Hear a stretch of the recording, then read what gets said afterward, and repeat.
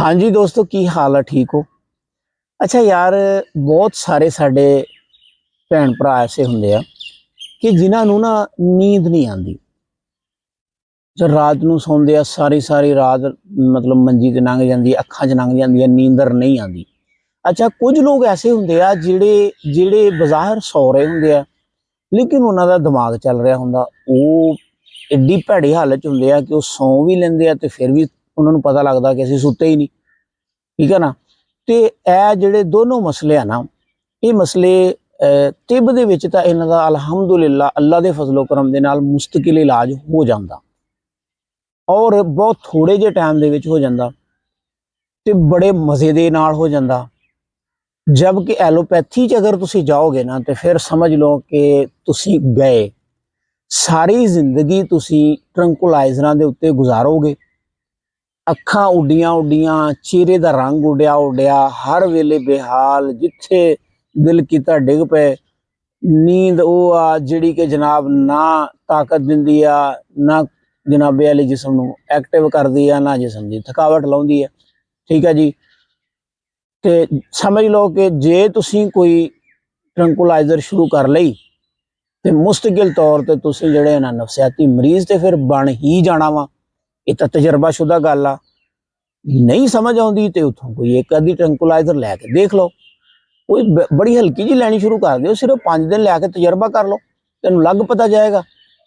और मेरे वीर, मेरी भैनों, मेरे भरावो, मैं तुहानू ये गल ही कहना वा और अल्लाह नू हाजरो नाजर जान के गल कहना वा कि पुरानियां मर्जां दे इलाज एलोपैथी दे विच नहीं हुंदे। क्यों? क्योंकि एलोपैथी का इलाज अलामती इलाज आ, सिम्पटोमैटिक इलाज आ। इहदे विच सिर्फ तकलीफ वालियां अलामतां नूं वक्ती तौर ते दबा के कारोबार किया जांदा। ठीक है? कारोबार किदां किया जांदा? तुसीं नींद की गोली ते लै लो मिसाल के तौर पर। तुसीं एक गोली नींद की लैंदे हो, वो तुहाडी जनाबे वाली 2 रुपए की गोली है।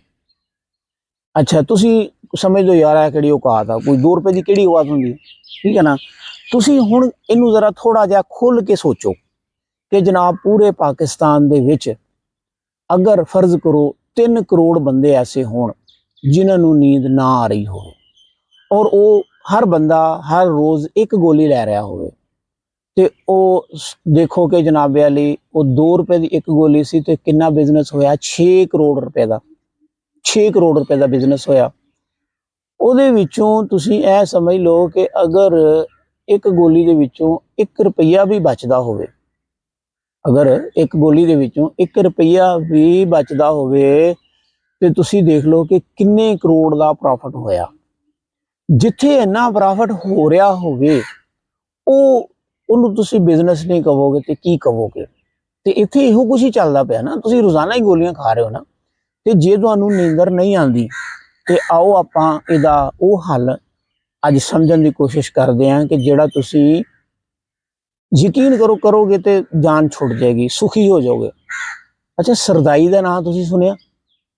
सरदाई हुंदी सी ना पुराने वक्तां दे विच। ਉਹਦੀ ਰੈਸਿਪੀ ਕੀ ਸੀ? ਉਹਦੀ ਰੈਸਿਪੀ ਸੀਗੀ, ਉਹਦੇ ਵਿੱਚ ਖਸ਼ਖਾਸ਼ ਹੁੰਦੀ ਸੀ, ਉਹਦੇ ਵਿੱਚ ਸੌਂਫ ਹੁੰਦੀ ਸੀ, ਉਹਦੇ ਵਿੱਚ ਛੋਟੀ ਇਲਾਇਚੀ ਹੁੰਦੀ ਸੀ, ਉਹਦੇ ਵਿੱਚ ਚਾਰੇ ਮਗਜ਼ ਹੁੰਦੇ ਸੀ, ਉਹਦੇ ਵਿੱਚ ਬਦਾਮ ਦੀਆਂ ਗਿਰੀਆਂ ਹੁੰਦੀਆਂ ਸੀ, ਉਹਦੇ ਵਿੱਚ ਦੁੱਧ ਹੁੰਦਾ ਸੀ, ਉਹਦੇ ਵਿੱਚ ਸ਼ੱਕਰ ਹੁੰਦੀ ਸੀ।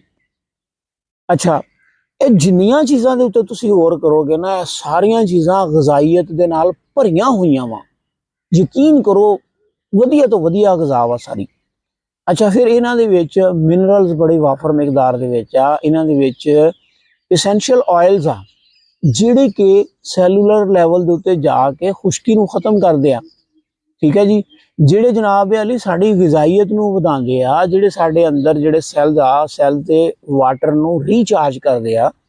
ਤੇ ਉਹਦੇ ਨਾਲ ਕੀ ਹੁੰਦਾ ਕਿ ਜਿਹੜੀ ਖੁਸ਼ਕੀ ਦਿਮਾਗ ਦੇ ਵਿੱਚ ਆ ਚੁੱਕੀ ਸੀ, ਜਿਹੜਾ ਸੈੱਲ ਬ੍ਰੇਨ ਦੇ ਜਿਹੜੇ ਸੈੱਲਸ ਆ ਉਹਨਾਂ ਦੇ ਅੰਦਰ ਜਿਹੜਾ ਸੁਕੇੜ ਆ ਚੁੱਕਿਆ ਸੀ, ਉਹ ਖੁੱਲ ਜਾਂਦਾ।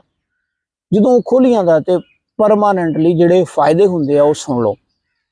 अगर ਤੁਸੀਂ कुछ दिन लगातार ਸਰਦਾਈ ਦਾ इस्तेमाल करोगे, ਜਿਹੜੀ ਕਿ ਗਰਮੀਆਂ ਦੇ ਦਿਨਾਂ 'ਚ ਹੀ ਹੁੰਦੀ ਆ, ਸਰਦੀਆਂ ਦੇ ਦਿਨਾਂ 'ਚ ਵੀ ਹੁੰਦੀ, ਲੇਕਿਨ ਉਹਦਾ ਤਰੀਕਾ ਹੋਰ ਹੁੰਦਾ ਔਰ ਉਹਦਾ ਨਾਮ ਹੋਰ ਆ। ਉਹ ਅਸੀਂ ਦੂਸਰੀ ਵੀਡੀਓ 'ਚ ਗੱਲ ਕਰਾਂਗੇ। ਤੁਸੀਂ अगर ਸਰਦਾਈ इस्तेमाल ਕਰਦੇ ਹੋ ਤੇ ਸਿਰਫ 1 ਹਫ਼ਤੇ ਦੇ ਅੰਦਰ ਸਭ ਤੋਂ ਪਹਿਲਾ ਕੰਮ ਇਹ ਹੋਏਗਾ ਕਿ ਤੁਹਾਨੂੰ ਨੀਂਦ ਆਣੀ ਸ਼ੁਰੂ ਹੋ ਜਾਏਗੀ। दूसरा काम ये होएगा कि ਤੁਹਾਨੂੰ ਨੀਂਦ ਸੋਹਣੀ ਆਣੀ ਸ਼ੁਰੂ ਹੋ ਜਾਏਗੀ। ਤੀਜਾ ਕੰਮ ਇਹ ਹੋਏਗਾ ਕਿ ਤੁਹਾਡੇ ਜਿਸਮ ਦੀ ਥਕਾਵਟ ਖਤਮ ਹੋਣੀ ਸ਼ੁਰੂ ਹੋ ਜਾਏਗੀ। ਚੌਥਾ ਕੰਮ ਇਹ ਹੋਏਗਾ ਤੁਹਾਡੇ ਜਿਸਮ 'ਚ ਤਾਕਤ ਆਣੀ ਸ਼ੁਰੂ ਹੋ ਜਾਏਗੀ। ਪੰਜਵਾਂ ਕੰਮ ਇਹ ਹੋਏਗਾ ਤੁਹਾਡੇ ਪੈਰਾਂ ਦੀਆਂ ਜਿਹੜੀਆਂ ਤਲੀਆਂ ਸੜਦੀਆਂ ਰਹਿੰਦੀਆਂ ਸੀ ਉਹ ਠੀਕ ਹੋ ਜਾਣਗੀਆਂ। ਛੇਵਾਂ ਕੰਮ ਇਹ ਹੋਏਗਾ ਤੁਹਾਡੀਆਂ ਅੱਖਾਂ ਦੀ ਥਕਾਵਟ ਮੁੱਕ ਜਾਏਗੀ। ਸੱਤਵਾਂ ਕੰਮ ਇਹ ਹੋਏਗਾ ਕਿ ਤੁਹਾਡੇ ਜਿਹੜੇ ਗਰਦਨ ਦੇ ਪਿੱਛੇ ਪੱਠੇ ਦੁਖਦੇ ਹੁੰਦੇ ਸੀ ਇਹ ਦੁਖਣੋਂ ਹਟ ਜਾਣਗੇ। ਤੇ ਅੱਠਵਾਂ ਕੰਮ ਇਹ ਹੋਏਗਾ ਕਿ ਤੁਹਾਡੀ ਫਰੈਸ਼ਨੈਸ ਵੱਧ ਜਾਏਗੀ। ਨੌਵਾਂ ਕੰਮ ਇਹ ਹੋਏਗਾ ਤੁਹਾਡੀ ਨਜ਼ਰ ਤੇਜ਼ ਹੋਣ ਲੱਗ ਪਏਗੀ। ਔਰ 10ਵਾਂ ਕੰਮ ਇਹ ਹੋਏਗਾ ਕਿ ਤੁਹਾਨੂੰ ਖੁਸ਼ੀਆਂ ਮਿਲਣ ਲੱਗ ਪੈਣਗੀਆਂ। ਇੰਨੇ ਸਾਰੇ ਫਾਇਦੇ ਹੋਣ ਤੇ ਫਿਰ ਇੱਕ ਨੈਚੁਰਲ ਚੀਜ਼ ਜਿਹੜੀ ਆ, ਇੱਕ ਨੈਚੁਰਲ ਰੈਸਪੀ ਜਿਹੜੀ ਸਦੀਆਂ ਤੋਂ ਆਜ਼ਮੂਦਾ ਵਾ, ਜਿਹੜੀ ਕਰੋੜਾਂ ਲੋਕਾਂ ਦੇ ਵਾਸਤੇ ਫਾਇਦੇ ਦਾ ਸਬਬ ਬਣੀ, ਭਲਿਓ ਤੁਸੀਂ ਉਹਨੂੰ ਕਿਉਂ ਛੱਡਿਆ ਹੋਇਆ? ਉਹ ਛੱਡੋ ਡਾਕਟਰਾਂ ਦਾ ਖਹਿੜਾ ਸਰਦਾਈ ਤੇ ਆਓ। ਅੱਛਾ, ਦੋ ਗੱਲਾਂ ਸਮਝ ਲਓ। ਜੇ ਤਾਂ ਹੈਗੇ ਹੋ ਤੁਸੀਂ ਇਨਸੂਲਿਨ ਰੈਜ਼ਿਸਟੈਂਸ ਦੇ ਮਰੀਜ਼, ਜਾਂ ਤੁਸੀਂ ਹੈਗੇ ਹੋ ਡਾਇਬੀਟਿਸ ਟਾਈਪ 2 ਦੇ ਮਰੀਜ਼, ਜਾਂ ਤੁਸੀਂ ਡਾਇਬੀਟਿਸ ਟਾਈਪ 1 ਦੇ ਮਰੀਜ਼ ਹੋ, ਜਾਂ ਤੁਸੀਂ ਹਮਲ ਦੇ ਦੌਰਾਨ ਸ਼ੂਗਰ ਦੇ ਮਰੀਜ਼ ਹੋ, ਤੇ ਫਿਰ ਤੁਸੀਂ ਇਹਦੇ ਵਿੱਚ ਮਿੱਠਾ ਨਹੀਂ ਪਾਓਗੇ। ਠੀਕ ਹੈ ਜੀ, ਤੁਸੀਂ ਇਹਦੇ ਵਿੱਚ ਮਿੱਠਾ ਨਹੀਂ ਪਾਓਗੇ। ਫਿਰ ਇੱਕ ਕੰਮ ਕਰ ਸਕਦੇ ਹੋ, ਤੁਸੀਂ ਸਟੀਵੀਆ ਲੈ ਲਓ। ਸਟੀਵੀਆ ਲੈ ਕੇ ਜਦੋਂ ਤੁਸੀਂ ਇਹਨੂੰ ਘੋਟਣਾ ਸਰਦਾਈ ਨੂੰ, ਤੇ ਉਹ ਵਿੱਚ ਪਾ ਲਓ। ਠੀਕ ਹੈ ਜੀ, ਉਹਦੇ ਨਾਲ ਥੋੜਾ ਜਿਹਾ ਮਿੱਠਾ ਆ ਜਾਏਗਾ। ਨਹੀਂ ਤੇ ਨਾ ਵੀ ਮਿੱਠਾ ਪਾਓਗੇ ਤੇ ਤਾਂ ਵੀ ਕੋਈ ਲੋੜ ਨਹੀਂ। ਠੀਕ ਹੋ ਗਿਆ। ਇਹ ਤੇ ਹੈ ਜਿਹੜੇ ਕਿ ਡਾਇਬੀਟਿਕ ਆ, ਪ੍ਰੀ ਡਾਇਬੀਟਿਕ ਆ, ਜਾਂ ਜਨਾਬੇ ਵਾਲੀ ਜਿਹੜੇ ਟਾਈਪ 1 ਦੇ ਆ, ਟਾਈਪ 2 ਦੇ ਆ, ਇਨਸੂਲਿਨ ਰੈਜ਼ਿਸਟੈਂਸ ਦੇ ਆ, ਇਹ ਉਹਨਾਂ ਲੋਕਾਂ ਦੇ ਵਾਸਤੇ। ਤੇ ਜਿਹੜੇ ਲੋਕਾਂ ਨੂੰ ਸ਼ੂਗਰ ਨਹੀਂ ਹੈ, ਜਿਹੜੇ ਲੋਕ ਸੁੱਕੇ ਹੋਏ ਆ, ਜਿਨ੍ਹਾਂ ਦੇ ਢਿੱਡ ਬਾਹਰ ਨਹੀਂ ਨਿਕਲੇ, ਉਹ ਜਨਾਬੇ ਵਾਲੀ ਗੁੜ ਪਾਣਗੇ, ਇਹਦੇ ਵਿੱਚ ਸ਼ੱਕਰ ਪਾਣਗੇ। ਠੀਕ ਹੈ ਜੀ। ਹੁਣ ਇਹਦੇ ਬਣਾਉਣ ਦਾ ਤਰੀਕਾ ਸੁਣ ਲਓ। ਬਣਾਉਣ ਦਾ ਤਰੀਕਾ ਇਹ ਆ ਕਿ ਤੁਸੀਂ ਸਾਰੀਆਂ ਚੀਜ਼ਾਂ ਜਿਹੜੀਆਂ ਆ ਉਹਨਾਂ ਨੂੰ ਰਾਤ ਨੂੰ ਪਾਣੀ ਦੇ ਵਿੱਚ ਭਿਉਂ ਦਿਓਗੇ। ਮਿਕਦਾਰ ਕਿੰਨੀ ਹੋਏਗੀ? 5 ਗਿਰੀਆਂ ਬਦਾਮ ਦੀਆਂ ਪਾ ਲਓ, 1 ਚਮਚ ਖਸਖਾਸ਼ ਦੀ ਪਾ ਲਓ, ਤਕਰੀਬਨ 1 ਵੱਡਾ ਚਮਚ ਜਿਹੜਾ ਚਾਰੋਂ ਮਗਜ਼ਾਂ ਦਾ ਪਾ ਲਓ। ਇਸੇ ਤਰ੍ਹਾਂ ਹੀ ਤੁਸੀਂ 3 ਤੋਂ 5 ਛੋਟੀਆਂ ਇਲਾਇਚੀਆਂ ਪਾ ਲਓ, ਅੱਧਾ ਚਮਚ ਸੌਂਫ ਦਾ ਪਾ ਲਓ, 2-3 ਕਾਲੀਆਂ ਮਿਰਚਾਂ ਪਾ ਲਓ। ਤੇ ਫਿਰ ਜਨਾਬੇ ਵਾਲੀ ਤੁਸੀਂ ਇਹਦੇ ਵਿੱਚ ਬਸ ਇਹਨਾਂ ਨੂੰ ਰਾਤ ਨੂੰ ਭਿਉਂ ਦਿਓ। ਰਾਤ ਭਿੱਜੇ ਰਹਿਣਗੇ। ਸਵੇਰ ਨੂੰ ਇਹਨਾਂ ਨੂੰ ਮਿੱਟੀ ਦੇ ਕੁੰਡੇ 'ਚ ਘੋਟਣਾ। ਮਿੱਟੀ ਦੀ ਵੀ ਇੱਕ ਤਾਸੀਰ ਹੁੰਦੀ ਹੈ, ਮਿੱਟੀ ਦੀ ਆਪਣੀ ਇੱਕ ਪਾਵਰ ਆ। ਠੀਕ ਹੈ। ਇੱਕ ਬੀ ਤੁਸੀਂ ਪਾਉਂਦੇ ਹੋ ਵਿੱਚ ਮਿੱਟੀ ਦੇ, ਤੇ ਜਨਾਬ ਉਹ ਨਿਕਲ ਕੇ ਪੂਰਾ ਦਰਖਤ ਬਣ ਜਾਂਦਾ ਔਰ ਫਲ ਵੀ ਦਿੰਦਾ। ਫਲ ਸਾਲਾਂ ਸਾਲ ਖਾਏ ਜਾਂਦੇ। ਇਹ ਮਿੱਟੀ ਦੀ ਪਾਵਰ ਆ। ਠੀਕ ਹੈ ਨਾ। ਤੁਸੀਂ ਉਹਨੂੰ ਕੁਝ ਪਾਓ ਜਾਂ ਨਾ ਪਾਓ, ਫਿਰ ਵੀ ਉਹਨੇ ਹੋਣਾ। ਇਸ ਵਾਸਤੇ ਮਿੱਟੀ ਦੀ ਆਪਣੀ ਪਾਵਰ ਆ। ਮਿੱਟੀ ਦੇ ਕੁੰਡੇ 'ਚ ਇਹਨੂੰ ਘੋਟਣਾ, ਘੋਟ ਕੇ ਜਨਾਬੇ ਵਾਲੀ ਇਹਨੂੰ ਪੁਣ ਲਓ। ਪੁਣ ਕੇ ਤੇ ਸਵੇਰ ਉੱਠ ਕੇ ਇਹਦਾ ਨਾਸ਼ਤਾ ਕਰ ਲਓ।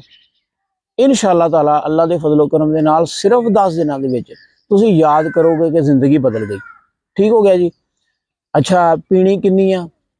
ਪੀਣੀ ਉਨੀ ਆ ਜਿਹੜੀ ਇੱਕ ਟਾਈਮ ਦੇ ਵਿੱਚ ਹਜ਼ਮ ਹੋ ਜਾਵੇ, ਤਬੀਅਤ ਨੂੰ ਭਾਰੀ ਨਾ ਕਰੇ, ਬੋਝਲ ਨਾ ਕਰੇ, ਕੋਈ ਜਨਾਬੇ ਵਾਲੀ ਕੋਈ ਕੁੰਦ ਹਵਾਸੀ ਨਾ ਆਵੇ। ਠੀਕ ਆ, ਨੇਸਤੀ ਨਾ ਆਵੇ, ਉਨੀ ਪੀਣੀ ਆ। ਪੀਣੀ ਰੋਜ਼ਾਨਾ ਆ। ਠੀਕ ਹੈ ਜੀ। ਤੇ ਪੀਣੀ ਸਵੇਰ ਦੇ ਟਾਈਮ ਆ, ਬਾਕੀ ਟਾਈਮਾਂ 'ਚ ਨਹੀਂ ਪੀਣੀ। ਦੁਪਹਿਰ ਨੂੰ ਪੀਣੀ ਵੀ ਨਹੀਂ ਪੀਣੀ, ਸ਼ਾਮ ਨੂੰ ਵੀ ਨਹੀਂ ਪੀਣੀ। ਠੀਕ ਹੈ ਨਾ। ਸਵੇਰ ਨੂੰ ਪੀਓ ਬਸ। ਤੇ ਪੀਣ ਤੋਂ ਬਾਅਦ ਕਮ ਸੇ ਕਮ 2 ਘੰਟੇ ਇਹਨੂੰ ਹਜ਼ਮ ਹੋਣ ਵਾਸਤੇ ਦਿਓ, ਤੇ ਫਿਰ ਵੇਖਿਓ ਨਜ਼ਾਰੇ। ਦੁਆਵਾਂ ਯਾਦ ਰੱਖਿਓ। ਤੇ ਜੇ ਕੋਈ ਤੁਹਾਡਾ ਸਿਹਤ ਦਾ ਮਸਲਾ ਹੋਵੇ ਤੇ ਬਾਇਓ ਦੇ ਵਿੱਚ ਨੰਬਰ ਮੇਰਾ ਮੌਜੂਦ ਆ, ਤੁਸੀਂ ਮੇਰੇ ਨਾਲ WhatsApp ਤੇ ਰਾਬਤਾ ਕਰ ਸਕਦੇ ਹੋ। ਤੇ ਜੇ ਤੁਹਾਡਾ ਕੋਈ ਸਿਹਤ ਦਾ ਮਸਲਾ ਤੇ ਤੁਹਾਡੀ ਪਹਿਲੇ ਹਫਤੇ ਦੀ ਦਵਾਈ ਫ੍ਰੀ ਹੋਏਗੀ, ਲੇਕਿਨ ਅਗਰ ਤੁਸੀਂ ਪਾਰਸਲ ਮੰਗਵਾਓਗੇ ਤੇ ਪਾਰਸਲ ਦੇ ਅਖਰਾਜਾਤ ਦਵੋਗੇ। ਦੂਸਰੇ ਹਫਤੇ ਦੇ ਵਿੱਚ ਅਸੀਂ ਤੁਹਾਡੇ ਕੋਲੋਂ ਆਪਣੀ ਦਵਾਈ ਦੀ ਚਾਰਜ ਕਰਾਂਗੇ, ਜਿਹੜੇ ਕਿ 1000 ਰੁਪਇਆ ਇੱਕ ਹਫਤੇ ਦਾ ਹੋਏਗਾ। ਤੇ ਇਨਸ਼ਾਅੱਲਾ ਤਾਲਾ ਅਸੀਂ ਕੋਸ਼ਿਸ਼ ਕਰਾਂਗੇ ਕਿ ਆਪਣੀ ਸਰਵਿਸਿਜ਼ ਬਿਹਤਰ ਤਰੀਕੇ ਦੇ ਨਾਲ ਤੁਹਾਨੂੰ ਪ੍ਰੋਵਾਈਡ ਕਰੀਏ। ਉਹ ਚੀਜ਼ ਦਈਏ ਜਿਹਦੇ ਨਾਲ ਤੁਹਾਨੂੰ ਅੱਲਾਹ ਤਾਲਾ ਸਿਹਤ ਦੇਵੇ ਤੇ ਤੁਸੀਂ ਸਾਨੂੰ ਆਪਣੇ ਦਿਲਾਂ ਦੇ ਵਿੱਚ ਵਸਾ ਕੇ ਰੱਖੋ। ਠੀਕ ਹੈ ਜੀ। ਵੀਡੀਓ ਨੂੰ ਦੱਬ ਕੇ ਸ਼ੇਅਰ ਕਰ ਦਿਓ, ਲਾਈਕ ਵੀ ਕਰਨਾ, ਕਮੈਂਟ ਵੀ ਕਰਨੇ ਆ, ਦੱਸੋ ਜ਼ਰਾ ਕਿੱਦਾਂ ਦੀ ਲੱਗੀ ਆ, ਤੇ ਸ਼ੇਅਰ ਵੀ ਕਰ ਦਿਓ ਯਾਰ। ਹੈ ਠੀਕ ਹੋ ਗਿਆ। ਅੱਲਾ ਹਾਫਿਜ਼।